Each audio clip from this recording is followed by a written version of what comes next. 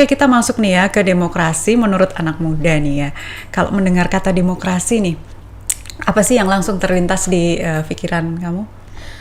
Kata demokrasi itu yang langsung celing gitu ya, jelas kebebasan berpendapat.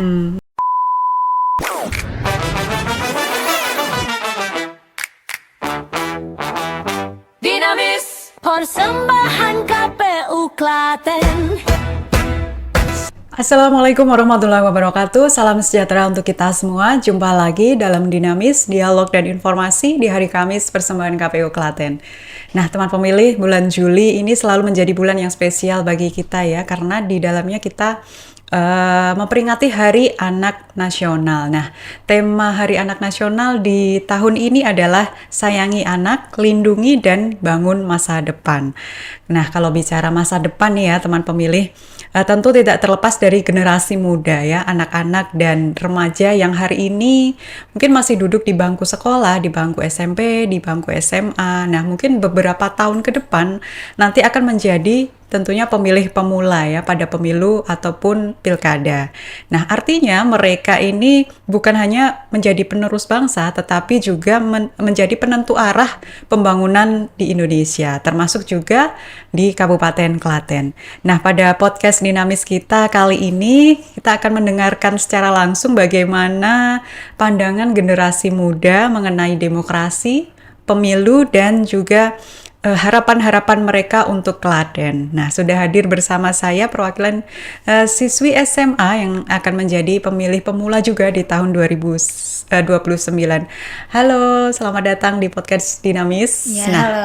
nah, sebentar, saya belum menyebutkan nama ya, karena ini kita harus kenalan dulu mungkin ya, yang pertama-tama supaya teman pemilih juga semakin kenal, teman pemilih semakin kenal, boleh juga diperkenalkan diri dulu, siapa nama lengkapnya, kemudian sekolah di mana, Oke. kemudian mungkin juga aktif apa, kegiatan apa yang sedang dikerjakan saat ini. Oh ya, siap. Mungkin sapaannya mau ikut juga. Halo teman pemilih. Boleh, ya. Halo teman pemilih, perkenalkan nama saya Gevira Naila Nugraha, akrab disapa Gevira atau Mbak Rara juga boleh.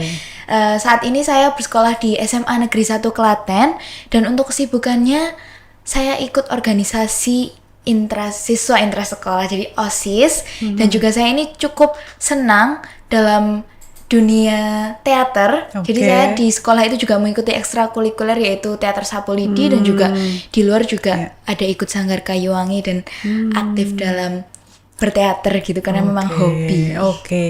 Oke, kita panggilnya Gevira ya. Gevira. Gevira, oke, Gevira, oke. Berarti aktif di bidang seni ini ya. Cukup lumayan. Nah, oke. Apa nih pengalamannya selama ini udah apa aja yang sudah dilakukan selama ini? Mungkin untuk pengalaman itu saya memulai itu dari TK ya, itu udah Oke. mulai suka kayak nari-nari, terus semakin tumbuh SD itu pernah mencoba pantomim, dan Oke. mungkin kalau ditanya yang paling suka itu, saya paling suka itu di bidang berakting. Oke. Mulai dari SD, SMP itu saya ikut festival ketoprak pelajar yang Oke. berakting gitu, berdialog. Tapi di SMA ini saya mencoba untuk bermonolog. Kemarin juga habis lomba FLS 3N yang alhamdulillah juara 1 kabupaten, tapi di provinsi memang belum beruntung. Oke. Udah hebat loh, juara satu di. Terima kasih. Itu monolog itu berarti seperti mendongeng, bukan? Bukan, kalau monolog itu seperti berdialog tapi menyampaikan cerita, juga ada alurnya gitu tapi sendiri. Jadi kalau gampangannya kayak berbicara sendiri gitu. Oh, itu berarti kayak ada beberapa karakter di situ. Iya, ada beberapa karakter. Kamu Tapi sendiri yang harus menyampaikan. betul. Keren. Dan kan karakter ini kan tentu berbeda ya satu dengan Iya, yang lain berbeda, ya. kayak harus ngubah suara, ekspresi, gestur seperti itu. Oke. Menarik ya teman Menarik. pemilih ya. Oke, nah kita mau bicara tentang menjadi generasi muda di era sekarang, di era digital nih ya. Kalau menurut kamu nih, menjadi remaja di zaman sekarang nih, apa sih tantangan terbesarnya? Tantangan terbesar sebenarnya hidup di era digitalisasi seperti saat ini tuh sangat amat mudah dan menyenangkan, karena akses informasi dari media sosial, HP juga saya yakin semua remaja itu Betul. sudah di-provide ya. Betul. Itu akses informasi itu sangat amat mudah.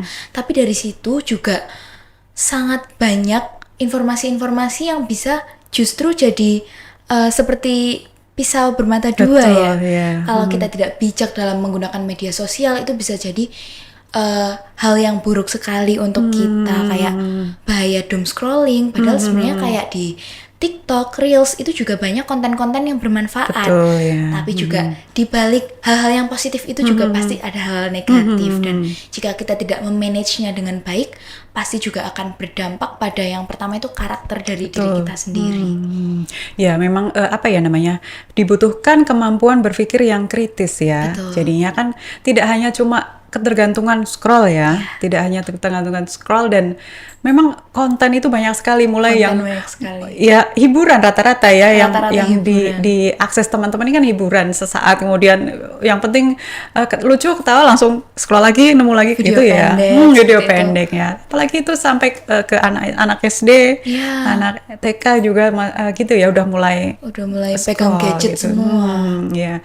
Nah, kalau yang lebih luasnya, lebih khususnya lagi nanti ketika, kalau itu kan macam hiburan ya, Iya. ada lagi misal hal-hal yang lebih khusus lagi, misalnya berita. Misalnya berita tentang berita hoax, tentang Iya. berita tentang apapun itulah, ketika saat ini mudah sekali mengakses informasi, bahkan berita-berita yang tidak benar itu gampang banget kita Sangat kena ini ya, mudah masuk. apa namanya ya, terpengaruh gitu Iya. ya. Apalagi sekarang di pemerintahan juga banyak sekali berita yang macam-macam ya. Kita harus pintar-pintar Memilah informasinya. betul ya. Oke, nah kalau sebagai pelajar nih ya, apa sih sebenarnya yang kalian butuhkan nih ya, agar bisa nantinya tumbuh menjadi apa ya, generasi yang siap untuk menghadapi masa depan kalian nanti? Apa sih yang paling dibutuhin kalian ini? Untuk generasi masa depan. Untuk masa depan kalian nanti. Yang pertama itu pastinya harus muncul dari diri kita sendiri, dari niat kita. Harus tahu kita besok itu mau jadi apa. Sebenarnya nggak harus gitu. Kan kayak takdir itu di tangan Tuhan. Tapi kita harus paling nggak punya visi, kita harus visioner. Besok itu mau ngapain. Jadi jangan gamblang kayak misal mungkin jika di posisi saya sekarang di bangku kelas 12 itu paling dasar aja udah harus tahu mau melanjutkan Kemana? bagaimana, mau kuliah atau mau ke PTN atau kedinasan itu harus tahu. Jadi kita tahu besok itu apa yang harus kita lakukan untuk menghadapi gitu. Masa depannya. Dan menurut saya yang paling penting itu adalah konsisten.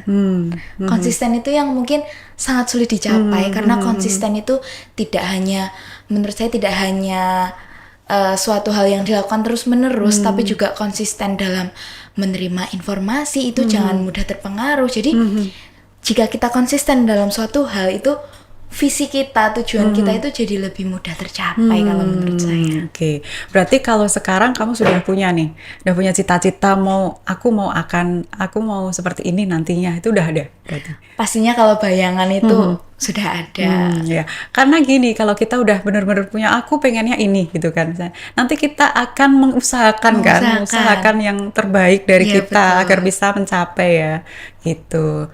Menarik sekali ternyata kan ya. Tapi kalau selain itu mungkin apa? Misalnya yang pendukung lainnya, mungkin apa ya? Semacam, kalau itu kan dari diri ya. Iya. Kalau dari lingkungan misalnya, dari lingkungan seperti apa? Apa yang ingin kamu harapkan di lingkunganmu agar bisa mendukung kamu gitu? Nah, yang jelas itu yang pertama itu kita harus di lingkungan yang sehat. Tapi kalau dari awal kita tumbuh saja itu kan pasti di lingkungan keluarga ya. Nah, dengan keluarga yang suportif, orang tua yang mendukung, itu pasti juga menjadi salah satu faktor yang paling besar untuk menentukan kita besok bisa melangkah lebih. Itu satu. Tapi yang kedua, lingkungan pertemanan itu menurut saya lebih berpengaruh besar. Karena untuk seperti saya SMA itu waktu di rumah dan di sekolah saja lebih panjang waktu di sekolah ya, Iya. lebih banyak berinteraksi dengan Iya, teman-teman betul. ya. Belum lagi ada les, kegiatan-kegiatan di luar. Nah, jadi Iya. lingkungan pertemanan yang sehat itu menurut saya sangat penting. Bayangkan jika kita punya teman yang justru mengajak kita ke hal-hal yang kurang penting, kayak main judi, seperti itu kan marak terjadi di generasi remaja saat ini. Jadi kalau kita tidak pintar-pintar dalam memilih teman dan pergaulan itu, akan sangat berbahaya dan sangat bisa mempengaruhi diri kita. Iya betul. Nah, memang apa ya, selain itu kan juga mungkin ada dukungan-dukungan dari sekolah ya Betul. untuk memaksimalkan apa yang kita punya Iya. gitu ya. Mungkin juga kebutuhan untuk didengar, kebutuhan untuk dipercaya gitu ya. Seperti kamu jadi OSIS ya berarti ya Iya, ini betul. ya. Itu kan berarti kan salah satu itu pembelajaran demokrasi loh ya. Nah, Sebelum ini iya. sebentar lagi kita akan masuk ke demokrasi nih ya, pembelajaran demokrasi. Waktu itu ada pemilihan ketua OSIS, apakah semuanya ikut milih atau dari sekolah? Di sekolah saya. Nah, kalau di sekolah saya sendiri ini kebetulan bulan ini masih termasuk dalam rangkaian. Oke, Jadi ini baru pemilihan. kayak reorganisasi dan calon pemimpin baru untuk ketua OSISnya. Jadi kalau di SMA Negeri 1 Klaten itu ada yang namanya Puntadewa.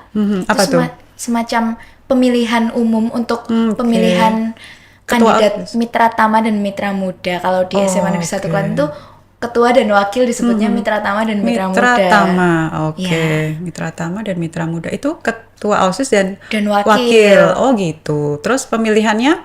Pemilihannya itu ada rangkaiannya itu panjang. Jadi Oh, gitu. dibukanya itu kemarin yang saya paling ingat karena berbarengan dengan MPLS hari Oke. pertama sekolah pada tanggal 13 Juli kemarin itu pembukaan Puntadewa sekaligus orasi dari masing-masing Oke. paslon. Jadi kalau di sekolah saya itu ada 3 paslon, jadi ada orasi, ada kampanyenya juga. Oke. Lalu untuk proses pemilihannya itu kemarin Jumat baru kemarin itu menggunakan web.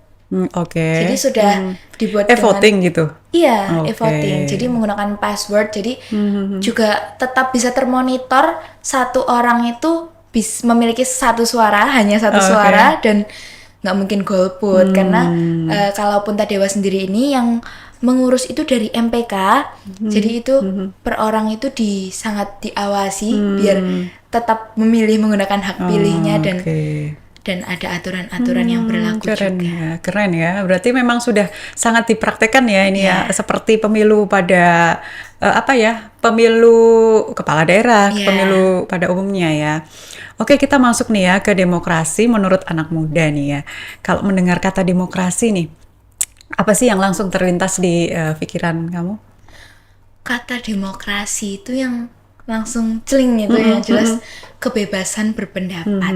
Jadi di mana kita itu bisa mengutarakan pendapat kita tanpa takut dijudge, tanpa takut salah gitu. Keberanian ya. Iya, Jadi kan keberanian. sebenarnya kan demokrasi juga ternyata kan bukan sekedar apa ya terjadi ketika pemilu misalnya Betul. gitu ya. Tapi kan juga ketika kita juga mau mendengarkan orang lain loh ya. Mendengarkan orang lain, kemudian juga menghargai pendapat orang lain, dan ketika kita berpendapat juga berani dalam artian nggak takut mengungkapkan pendapat kita gitu kan ya, dan pada akhirnya kalau di suatu bukan permasalahan apa ya, di suatu hal mungkin perlu adanya kita mengungkapkan pendapat, kemudian kita menerima pendapat agar ada solusi misalnya gitu ketika ada menyelesaikan sesuatu hal gitu kan ya. Nah, itu dia demokrasi ya. Nah, kenapa sih menurut kamu anak muda ini perlu peduli terhadap demokrasi? Ya, kalau menurut saya saat ini itu kan terutama di masa-masa SMA, di masa-masa masih kita berkembang menjadi Betul. proses dewasa kan. Itu kan kita itu banyak untuk mencari jati diri kita juga. Karena kita juga masih transisi dari remaja ke dewasa. Jadi untuk membuka link dan koneksi baru, untuk membahas hal-hal baru, wawasan baru itu kan perlu adanya sikap demokrasi tersebut dari dalam diri agar kita ini berani mengutarakan pendapat dan juga orang lain juga mau mendengar apa yang kita utarakan. Jadi kita juga jika kita sudah memiliki sikap tersebut kan jadi terhindar dari hal-hal buruk juga yang tidak diinginkan gitu menurut saya. Ya, kalau selama ini pendidikan demokrasi misalnya di sekolah itu sampai ke tahap apa?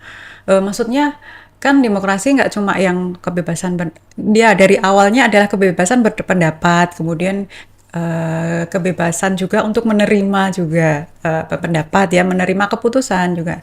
Nah, selain itu apalagi tingkatannya selain itu? Mungkin kayak misalnya Ya tadi ya pemilihan Pemilihan. mitra seperti itu ya. Kalau misalnya yang khusus misalnya tentang pemilu itu udah pernah ada belum? Kalau diajarkan di sekolah nggak tentang pemilu? Nah, kalau untuk pemilu sendiri itu kan kalau di sekolah itu kan ada pembelajaran pendidikan Pancasila ya setiap minggunya. Itu juga pasti dari bapak guru yang hebat itu sudah menyenggol-nyenggol seperti kayak meskipun tidak dimasukkan dalam bab itu, tapi kan juga merupakan salah satu pengetahuan umum yang juga disampaikan oleh sekolah kepada kami. Jadi kami tidak abu-abu dan tidak buta gitu tentang pemilihan umum. Jadi Iya. Karena saya rasa kan penting ya anak-anak SMA, kemudian anak SMP mungkin mereka belum punya hak pilih ya, tetapi kita perlu memberikan apa ya semacam pengetahuan kenapa sih kita harus memilih. Kenapa kita penting untuk menggunakan hak kita nanti ketika sudah saatnya untuk memilih misalnya gitu. Nah, kenapa? Karena ya pemilu ini kan menghasilkan pemimpin yang dipilih oleh masyarakat. Nah, pemimpin ini nanti yang akan memimpin misalnya di Klaten ya bupati, wakil bupati, ya mereka ini akan membuat kebijakan yang nantinya pasti akan berpengaruh juga pada kita, misalnya tentang kalau suka kesenian, mungkin nanti ada kebijakan seni yang bisa mempermudah kita gitu untuk terbang lebih tinggi misalnya gitu, atau mungkin di pendidikan, dunia pendidikan, kesehatan. Nah, itulah kenapa kita penting untuk memilih pemimpin, kemudian berpartisipasi dalam pemilu seperti itu. Kemarin udah nyoblos belum? kemarin Yang di pemilu kemarin? belum. Soalnya baru 17 tahun ini. Oke, berarti nanti tahun 2029 memilih ya untuk yang pertama kali ya. Nah, kalau kira-kira nih nanti bakal milih nggak nih kira-kira gitu kan ya. Nanti seperti apa? Gimana sih perasaannya nanti menghadapi aku nanti sudah 17 tahun dan aku bisa memilih gitu. Bayangannya seperti apa? Udah ada bayangan belum? Pastinya kalau untuk saat ini kan juga belum ada bayangan akan siapa yang dipilih, oke. juga belum ada. Tapi pasti seperti saat pemilu terakhir itu dari dalam lubuk hati dari kita juga kayak wah kayak seru gitu, kayak terasa excited gitu, bisa nyoblos gitu kan kayak seru gitu. Oke, nah itu tentunya kan kita kami ya KPU itu bagaimana caranya bisa mengundang masyarakat untuk mau memilih. Termasuk juga sasaran kami adalah anak-anak muda ini. Nah, bagaimana kami mengemas agar mereka mau ke TPS gitu. Nah, mungkin nanti kalau pada saatnya nanti ya, mungkin nggak cuma jadi pemilih, tapi juga bisa jadi penyelenggara. Nah, penyelenggara nanti kita tentunya bisa memberikan ide-ide kita gimana caranya biar anak-anak seusia Gen Z mungkin ya, anak-anak pemilih pemula ini bisa tertarik. Dulu kita pernah juga bikin kayak lomba selfie di TPS gitu. Jadi mereka nanti hashtag ke kita, nanti ada hadiah menarik kayak gitu-gitu. Jadi lomba selfie kayak gitu. Jadi banyak banget kemarin anak-anak muda yang ikut selfie di TPS menunjukkan tangan yang tinta yang setelah memilih itu. Nah, mungkin nanti kan anak-anak zaman sekarang mungkin lebih kreatif lagi ya. Nah, kalau teman-teman di KPU mungkin kan harus belajar mempelajari anak-anak zaman sekarang ini seperti apa agar bisa menarik minat mereka untuk ikut nyoblos gitu. Nggak cuma ikut nyoblos juga, tapi juga bisa menentukan, oh aku tuh milih ini karena ini kayak gitu ya, harus gitu. Oke. Nah, sekarang kita ke bijak bermedia sosial nih ya. Nah, di media sosial sekarang sering muncul perang informasi seperti yang tadi diucapkan di awal ya. Kemudian ada juga hoax dan bahkan ini kan kaitannya dengan demokrasi, dengan pemilu tadi ya. Ada fitnah politik, mungkin seperti itu ya. Nah, kamu nih sebagai anak muda yang nanti akan juga ngalamin pemilu nanti ya. Gimana sih cara menyikapi kayak gini nih? Menyikapi hal-hal seperti ini. Ya, kalau yang namanya media sosial, dunia maya itu kan bisa dibilang liar ya. Kita nggak tahu, bahkan banyak yang anonim. Siapa pengguna sebenarnya yang menyebarkan informasi-informasi. Jadi apalagi yang namanya informasi negatif itu pasti sangat mudah, sangat cepat tersebar. Jadi menurut saya itu yang penting kita itu bijak dalam melihat informasi. Yang paling penting jangan ikut-ikutan. Kalau belum tahu ini benar atau salah. Jadi yang namanya informasi itu bisa sangat tersebar luas karena adanya jempol-jempol yang membagikan kan. Betul. Banyak yang ikut komentar, ikut menggiring opini yang sebenarnya ini beritanya itu benar atau salah kan kita juga belum tahu. Padahal sumber yang membagikan informasi tersebut aja tidak jelas siapanya, kecuali kalau memang informasinya itu dari seperti sumber-sumber yang terpercaya, Dipercaya. yang sudah verified kayak dari mungkin dari KPU, dari Kominfo itu kan sudah verified ya. Ya. Nah, tapi kalau cuma dari akun-akun kosong yang nggak jelas itu berarti kan kita sama aja nggak bijak dalam melihat informasi itu. Ya, itu dia apa yang kita garis bawahi sekarang ya. Jadi kan memang nggak cuma urusan pemilu misalnya ya, urusan sehari-hari kita aja, betul sekali. urusan pemimpin kita, urusan macam-macam yang banyak sekali, ekonomi, pendidikan, banyak sekali berita, semua orang bisa bikin Banyak berita. sekali. Iya. Nah, kita nggak bisa menentukan ini benar atau salah ya, kan itu tadi kembali lagi kita misalnya nih, kita mau cari visi misi calon bupati, kemana? Ya ke KPU, atau kalau nggak ke KPU langsung ke siapa partai pengusungnya kayak gitu ya, dan kita lihat rekam jejaknya kemana, ke profil mereka kayak gitu kan, nggak ke sumber-sumber yang lain. tidak Nah jelas. kayak gitu ya.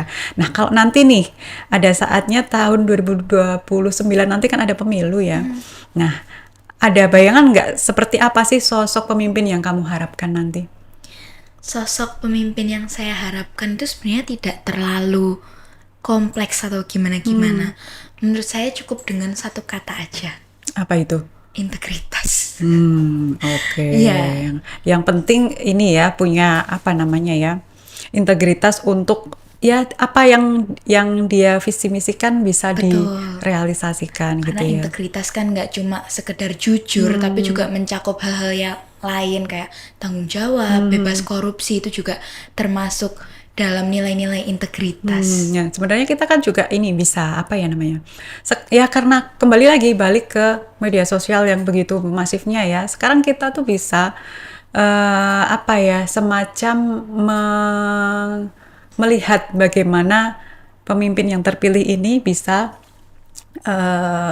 merealisasikan Program visi misinya ya kan, sekarang gitu kan. Sekarang misalnya ada aspirasi apa, misalnya jalan rusak, kita mudah sekali apa namanya lapor, kemudian nanti ditindaklanjuti seperti itu kan, termasuk itu juga. Nah termasuk juga mengontrol apakah visi misinya sudah benar-benar diterapkan atau belum gitu, kita bisa sekali gitu. Nah kemudian kalau ini yang nggak kalah ini ya, yang nggak kalah sering muncul ketika musim pemilu, ini adalah money politik. Menurut kamu seperti apa money politik di bayangan kamu ini? Money politik itu kan yang jelas kalau istilah gaulnya atau malah istilah zaman dulu ya itu serangan fajar ya. Betul. Serangan Sekarang nggak cuma serangan fajar, serangan malam juga ada kayaknya. serangan malam juga ada. Iya, lihat di berita-berita kemarin begitu ya. Nah, gimana tuh? Itu Kalau kan kayak biasanya gitu. kayak nih coblos ini gitu Nah, kan. ya. Nah menurut saya itu tuh balik ke orangnya ya. Berarti kalau sampai dia itu menerima money politik tersebut berarti dirinya itu tidak punya pendirian. Sesungguhnya tidak punya pilihan Sebenarnya gitu punya ya. pendirian, bahkan punya pilihan saja tidak, karena dikasih dari ini akan memilih yang ngasih itu kan. Terus Sebenarnya harusnya lucu bagaimana? ya. Terus harus gimana nih teman-teman nanti? Kan ini mereka pertama loh milih nanti Iya. seumuran kalian ya di 2029 nanti kan pertama ya, Iya. pertama kali milih. Pasti teman-teman ini masih blank juga kan gitu. Betul, kalau menurut saya nih, daripada menerima money politik seperti itu, lebih baik kita tuh pikirkan dan mantapkan hati mau memilih siapa, karena kan itu juga yang akan menentukan masa depan bangsa ini seterusnya, siapa yang akan terpilih, dan juga daripada menerima uang yang mungkin tidak seberapa Iya. itu, jadi mending kita gunakan hak suara kita dengan bijak. Dan juga takutnya kan itu uang-uang itu kan banyak, terus nanti kalau malah terjadi korupsi sama jabat kan Kayak gitu ya. Oh gitu ya. Oke. Menurut saya seperti itu. Ya, oke. Oke nih lah, sebagai generasi muda nih ya, apa harapan kamu untuk Klaten? untuk Klaten. untuk Kabupaten Klaten tentunya harapan saya semoga Klaten makin maju dan juga menurut saya Klaten sekarang udah keren sih, Klaten keren. Keren ini ya. Klaten keren. Habis ulang tahun loh. Habis ulang tahun Iya. kemarin. Iya. Klaten ini kan potensinya sangat banyak ya. Banyak pariwisata yang keren-keren seperti umbul-umbul, candi-candi, kayak lurik, tenun itu kan sangat keren. Mungkin bisa diberdayakan dari situ biar bisa makin populer juga dengan UMKM Klatennya itu yang lebih didukung. Jadi yang sejahtera Klatennya terkenal, jadi lebih maju tapi masyarakatnya juga ikut sejahtera. Oke. Kalau kaitannya dengan dunia yang kamu suka nih, dengan keseni ini, apa harapan kamu kalau ini untuk yang sedang kamu impikan nanti? Aduh, apa ya?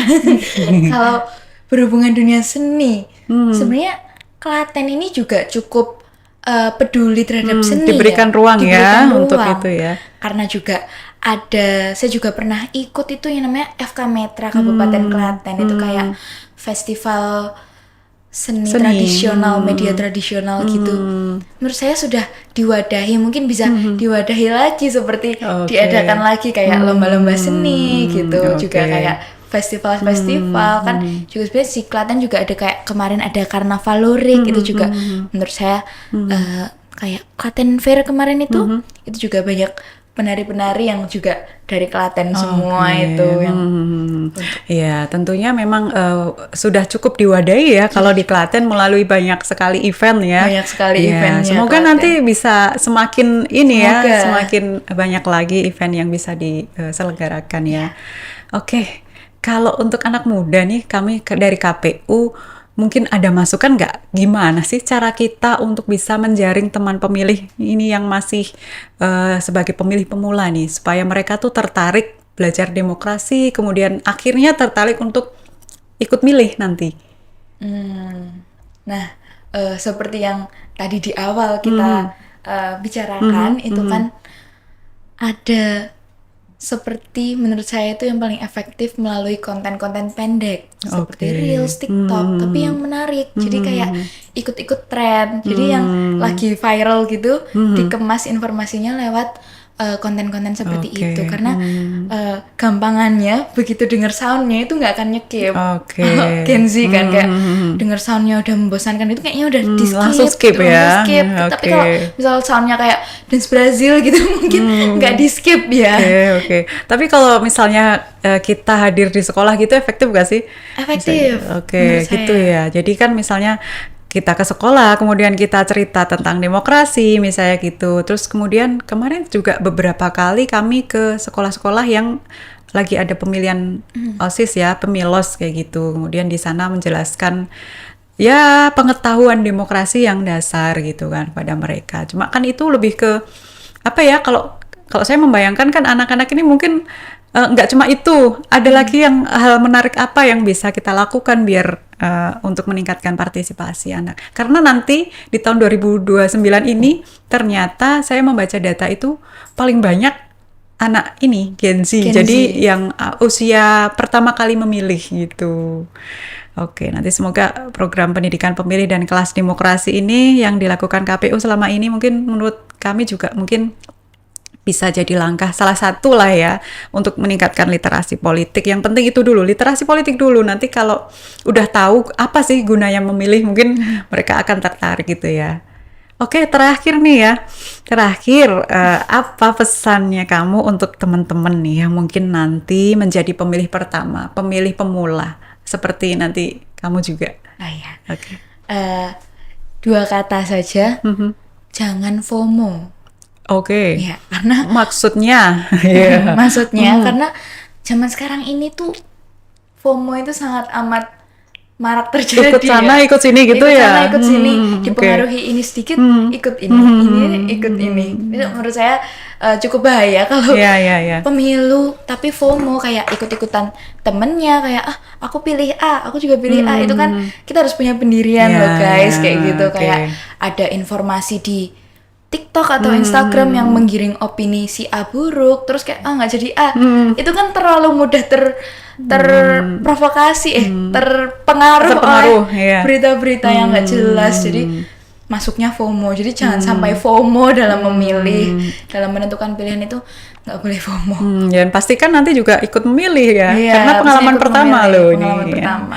Oke, nah yang jelas harus mencari informasi sebanyak mungkin sebelum memilih ya. Betul sekali. Nah, kalau menurut kita belum ada calon yang mungkin belum benar-benar ideal, ya mungkin pilih yang paling baik aja menurut kita ya, atau yang paling sedikit kurangnya lah, karena kita manusia pasti punya Pasti ada kurangan kurangnya. ya. Ya, karena apalagi yang ini ya sering menjadi ini tagline ya, satu suara itu menentukan gitu loh. Seperti kalau kita kemarin lihat Piala Dunia 1-0 aja 1-0 pengaruh gitu kan. Iya gitu. Nah itulah kenapa satu suara kita itu sangat menentukan. Oke. Terima kasih sudah hadir di podcast Dinamis episode kali ini. Semoga Terima nanti kasih kembali. ya, semoga teman pemilih nanti juga terinspirasi ya dari cerita-cerita yang sudah disampaikan. Oke, teman pemilih, hari ini kita belajar bahwa demokrasi bukan hanya tentang memilih saat pemilu ya, tetapi juga tentang menghargai perbedaan pendapat, kemudian juga berpikir kritis ketika kita melihat media sosial yang saat ini marak berkembang ya, dan juga bertanggung jawab atas setiap pilihan kita. Nah, di Hari Anak Nasional ini, mari kita siapkan generasi muda yang tidak hanya cerdas, tetapi juga berintegritas dan peduli terhadap masa depan bangsa. Karena anak-anak hari ini adalah pemilih dan pemimpin Indonesia di masa depan. Oke, terima kasih kepada narasumber dan juga seluruh teman pemilih yang telah menyaksikan podcast Dinamis. Dan saya Luvita pamit undur diri, sampai jumpa di episode berikutnya. Akhir kata, wassalamualaikum warahmatullahi wabarakatuh.